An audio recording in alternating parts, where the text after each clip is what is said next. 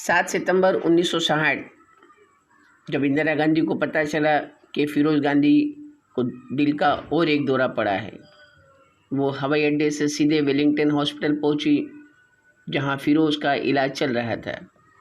वहां उनकी सहायक असिस्टेंट उषा भगत पहले से ही मौजूद थी। उषा ने इंदिरा को बताया कि पूरी रात फिरोज कभी होश में आते तो कभी बेहोशी में चले जाते थे।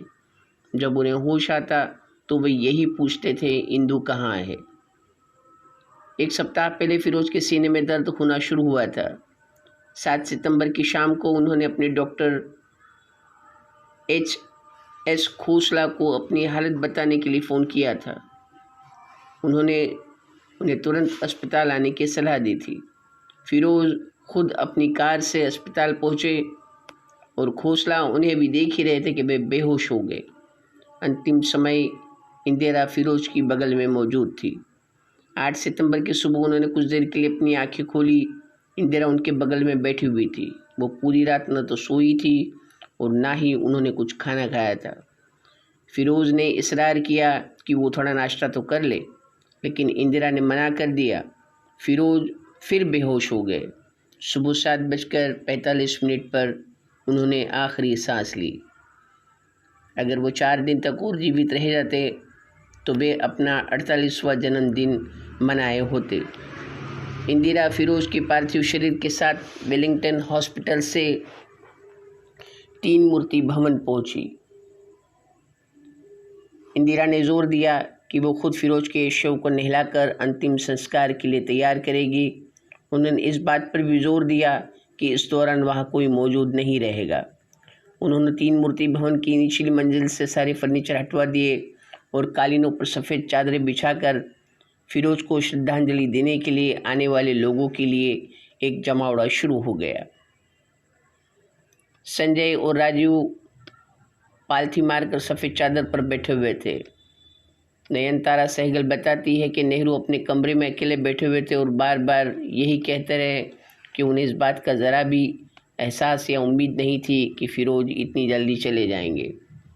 मेरी सेटॉन, जो उस समय नेहरू की मेहमान थी और 3 मूर्ति भवन में रह रही थी, नेहरू पर लिखी अपनी किताब में लिखती है, नेहरू का चेहरा पीला पड़ा हुआ था और वो संजय एक साथ उस कमरे में आए जहां फिरोज के शव को लोगों के अंतिम दर्शन के लिए रखा गया था।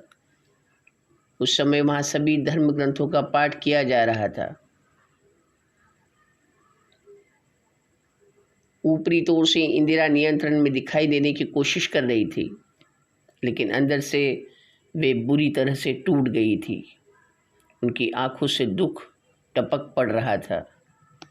अगले दिन यानी 9 सितंबर को तिरंगे में लिपटे फिरोज के पार्थिव शरीर के साथ इंदिरा, राजीव, संजय और फिरोज गांधी की बहन तहमीना एक ट्रक पर सवार हुई। ट्रक धीमी रफ्तार से निगमबोध घाट की तरफ बढ़ी। सड़क के दोनों ओर हजारों लोग फिरोज की अंतिम विदाई देने के लिए मौजूद थे। 16 साल के राजू ने फिरोज की चिता को आग लगाई। उनका अंतिम संस्कार हिंदू रीति रिवाजों से किया गया। जब फिरोज पहली बार दिल के दौरे से पीड़ित थे, तभी उन्होंने अपने दोस्तों से कह दिया था कि वे हिंदू तरीकों से अपनी अंत्येष्टि करवाना पसंद करेंगे। लेकिन कैथरीन फ्रैंक लिखती है कि इंदिरा ने यह सुनिश्चित किया था कि उनके पार्थिव शरीर को दाह संस्कार के लिए ले जाने से पहले कुछ पारसी रस्मों का भी पालन किया जाए। इंदिरा और उनके दोनों बेटों के अलावा उस कमरे से सभी को हटा दिया गया। फिरोज के शव के मुंह पर एक कपड़े का टुकड़ा रखकर अहनावेती का पूरा पहला अध्याय पढ़ा गया। 2 दिन बाद फिरोज गांधी के अस्थि कलश को एक ट्रेन से इलाहाबाद ले जाया गया, जहां उसका एक भाग संगम में प्रवाहित कर दिया गया और बचे हुए भाग को इलाहाबाद के पारसी कब्रिस्तान में दफना दिया गया।